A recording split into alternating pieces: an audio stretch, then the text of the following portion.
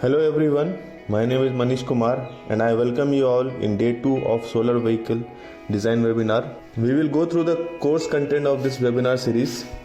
Chapter 1 is dedicated to solar electric vehicle planning. Chapter 2 is dedicated for vehicle modeling. Chapter 3 is for suspension system. Chapter 4 is for steering system. Chapter 5 is for braking system. Chapter 6 is for vehicle safety system. Chapter 7 is for manufacturing process. Now we will see the detail about each chapters in upcoming slides. So we will start with chapter 1, solar electric vehicle planning. We have 3 steps for this. Step 1, team building, where 15 to 25 members can form a team for EV design development. Step 2, benchmark activity, where previous year ESVC vehicle performance and general specs data can be benchmarked. Step 3, specs finalization, where we will define our vehicle specs based on benchmark data. This will form a basis for our own vehicle design. Up next is the chapter 2, vehicle modeling, where step 1 will be 2D vehicle layout. If you see the 2D vehicle layout here, you can find out this gives the fair idea about the wheelbase, track width, all the sub-assembly mounted on the vehicle itself. You can find out where battery is mounted, where motor is mounted, where brake system is mounted, where all the electrical component is mounted on the vehicle, where is the driver sitting on the vehicle. So all this layout can be found and decided in the 2D vehicle layout, which helps us to take informed decision in final 3D modeling of the vehicle. Step 2 will be dummy model using PVC tubes. This is a great way to verify our vehicle packaging and driver's ergonomics. It also gives a scope to do a lot of iteration in our vehicle design so that we can find the optimal space for our driver and all the components which has to be mounted on the vehicle. So we must make our own proto PVC model before making a 3D CAD model to finalize our dimensions of the chassis or frame. Step 3, CAD modeling of frame. We must start with assumptions of wheelbase, track width, suspension hardpoints, driver ergonomics, vehicle layout, packaging, material and the dimensions of the material. After that, we can start with 3D modeling of this particular frame. Now we will try to understand types of solar car frame we can make. We have 2 options basically, monocoque chassis and tubular space frame. Monocoque chassis using carbon fiber has very high torsional rigidity and very low weight, but it is relatively costlier to make carbon fiber monocoque. With respect to that, tubular space frame also has high torsional rigidity and it is relatively cheaper and easy to manufacture in our college campuses. Before starting with the frame design, we must follow through 6 steps. Step 1, we must have 2D layout of the vehicle. Step 2, we must have all the hard point decided for the suspension. Step 3, we must have decided all the ergonomic constraint for the driver and the cockpit area required. Step 4, mounting layout of all the sub-assembly must be decided before starting with the CAD model of chassis. Step 5, all the regulations related to chassis design must be checked in the rule book. Step 6, we must have 3D CAD software license for the 3D modeling of the vehicle. While designing our solar electric vehicle in 3D CAD model, we must also design all the sub-assemblies of the vehicle. Sub-assemblies are mainly suspension, steering, brake, wheel, bodyworks, electrical systems. Having complete 3D model really helps. It helps all the team members of the project to understand the vehicle design and also to manufacture that particular vehicle design into the final product. A lot of iterations in the vehicle integration and packaging is possible in the 3D modeling phase. Up next, we will get into vehicle simulations, where we have step 1 as static analysis. Precursors for static analysis are trying to understand the loads and forces on the vehicle. What is the boundary conditions for the load and forces to act? CAD file for the frame and sub-assemblies. If we get into the loads and forces, we need to understand what are the sprung masses and sprung masses, what is the static weight distribution of the vehicle, what is the dynamic weight distribution of the vehicle, what is the top speed of the vehicle, what is the max acceleration of the vehicle, and how the vehicle is deaccelerating during the braking condition. Types of analysis which we have to do under static analysis are basically impact analysis, the bending analysis, the torsional rigidity analysis, and the softwares which are can be used for this analysis are basically SolidWorks simulation, Creo simulation, CATIA Simulia, ANSYS, HyperWorks, Abacus, or any other software which can perform those simulations are welcome addition. When we are planning to do impact analysis simulation, we must cover side impact, front impact, rear impact, and rollover test. When we are performing left hand side impact, we must fix all suspension point in the right hand side as a boundary condition. Similar way, when we are doing the front impact, we must fix all the rear suspension mounting points as a boundary condition and apply forces at the front.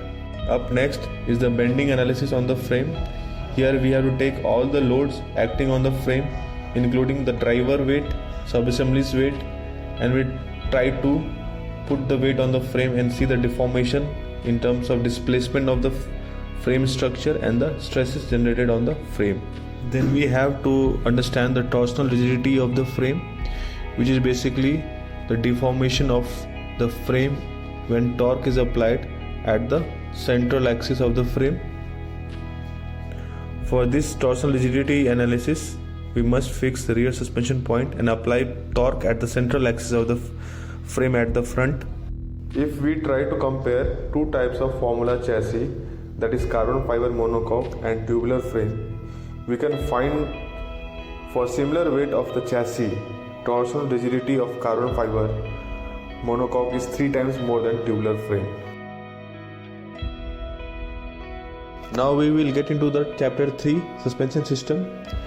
Purpose of the suspension system in a vehicle is to aid cushion for drivers and improve the vehicle handling.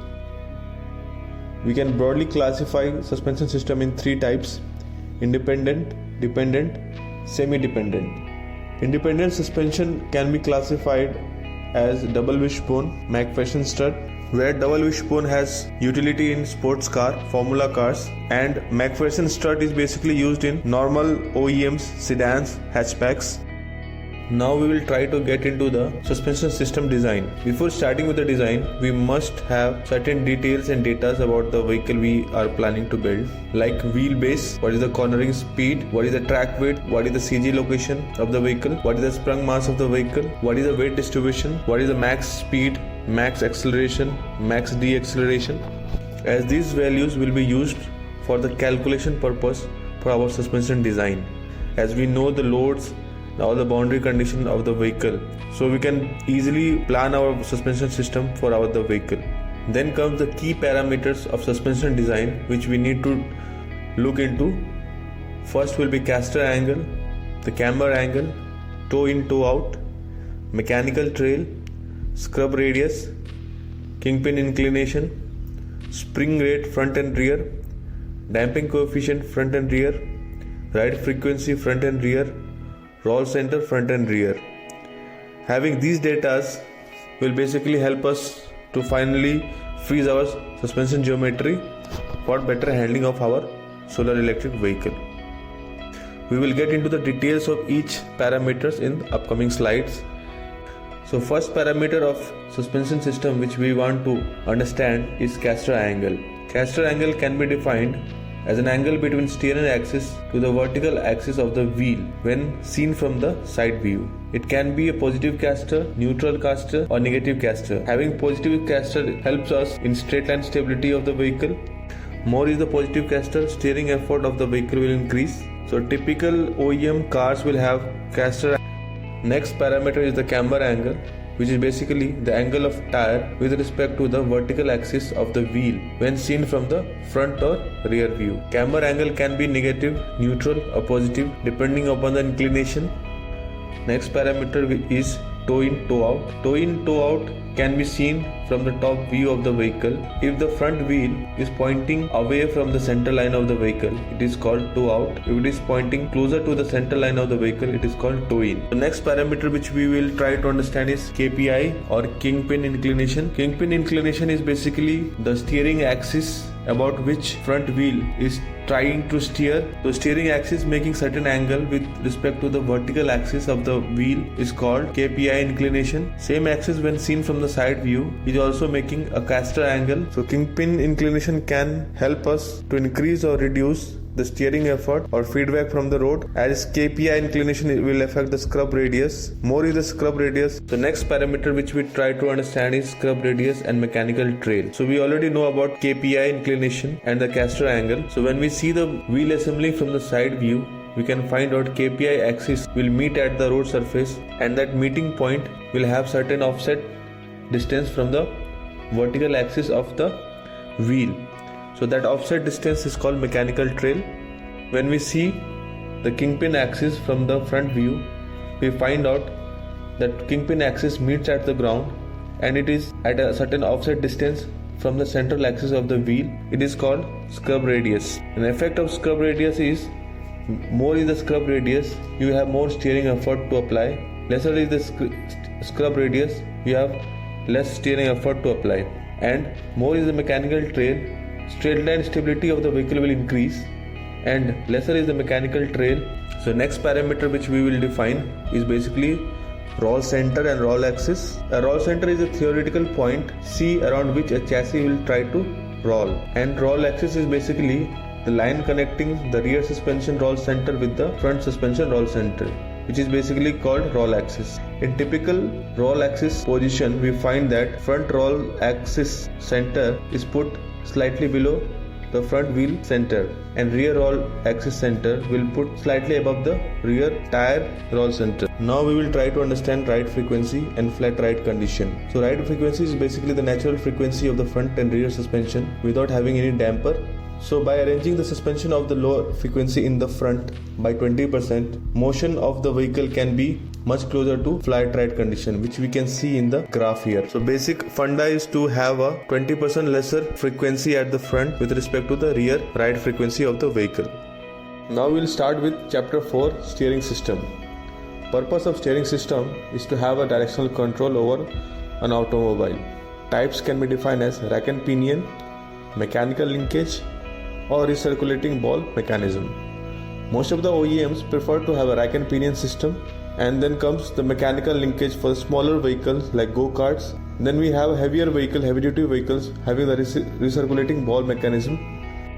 Key parameters of steering design are as follows. Oversteer. If a car is having tendency to turn more sharply than intended, is called oversteer. Then comes understeer. If a car has tendency to turn less sharply than intended, is called understeer. Then comes the turning radius, is the radius about which car tries to turn. Steering effort is the effort we need to apply on a steering wheel to turn the vehicle in particular direction. Then comes the steering ratio. It is the ratio of degree turns of steering wheel with respect to vehicle wheel turn about its steering axis. Then comes the steering geometry, which is of three types: Ackermann geometry, parallel geometry, or anti-Ackermann geometry. Next important steering parameters is scrub radius and mechanical trail. As we have already seen in suspension design, scrub radius has great effect on amount of steering effort we have to put in. Mechanical trail will have more steering force. More is the mechanical trail, more will be the steering effort. Less is the mechanical trail, less will be the steering effort. But as mechanical trail increases, we have more straight line stability for the vehicle. So we have to come to a conclusion how much stability versus maneuverability of the vehicle we need for our vehicle. Now we will start with chapter 5, brake system. Purpose of brake system in any vehicle is to control the vehicle speed. There are few types of brake system, mainly hydraulic system and mechanical system. In hydraulic system, we have hydraulic master cylinder controlling the brake fluid line. Finally, to compress the rotor disc or drum brakes. Then comes the key brake system design parameters. First, master cylinder, where we have to understand what is the master cylinder bore dia, what is the number of master cylinder reservoirs, what is the number of piston in the master cylinder. Next, brake caliper. We have to know what kind of brake caliper we have in the vehicle, whether it is floating or fixed type of brake calipers, or what is the piston caliper dia, what is the number of piston in the caliper. Then comes the brake pedal, where we have to understand what is the pedal ratio. Then comes the brake disc. We need to understand what is the sizes of the brake disc in the vehicle, front and rear. Then comes the brake line pressure. We have to understand what is the brake line pressure, what is the calculation of the brake line pressure. Now we will try to understand the brake system principle in a particular vehicle. Before that, we will try to get into the layout of brake system in a vehicle. As we have 4 wheels, we will have 4 braking system in a particular vehicle, which is controlled by foot operated pedals, which basically compress the master cylinder, and it generates the hydraulic pressure throughout the brake system. In the brake system, we can see this figure here. Pressure throughout the brake line will be same, only the force application will be different at different brake location according to the master cylinder or piston size. Now we will get into chapter 6, vehicle safety systems. There are certain parameters which we have to really keep in mind while designing our solar electric vehicle. For participants of the ESVC or any other solar vehicle, these parameters must be taken very seriously. First will be kill switches. According to rule book, there are number of kill switches required for a particular vehicle in solar electric vehicle category. It may be operated by a driver, it may be operated by somebody from outside. So number of kill switch must be present in the vehicle. Then comes the brake over travel switch, which has to be there in the vehicle for safety in case the brake is failed. So vehicle should shut off using the brake over travel switch. Then comes the impact structures, basically side structures which has to take the load of impact, and front impact structures to take the impact load during collision course. Then comes the roll hoops, which has to be designed as per the rule book regulation according to the thickness of the tubes prescribed in the rule book. Then comes the fire extinguisher. So designated fire extinguisher weight has to be maintained in the vehicle. It has to be properly mounted on the vehicle. Also, we have to take care of the driver egress in case of emergency. So cockpit area should be very spacious for driver to come out very easily. Next is chapter 7, solar electric vehicle manufacturing. So first step will be the material cutting, which is very critical step for manufacturing of our frame. If we have laser cut material tubes, we can easily make a node out of it. So multiple tubes joined together, if they have laser cutting, they will fit together and the tolerances will be very low. So overall vehicle will match to the CAD model and we will have very high quality product in our hand. Next is the welding quality. We must use good quality welding, preferably the TIG welding or MIG welding, so that we have less splatters in the overall frame. And also TIG or MIG welding will give the better result than the arc welding. So we must really take care all the welding requirements of the vehicle.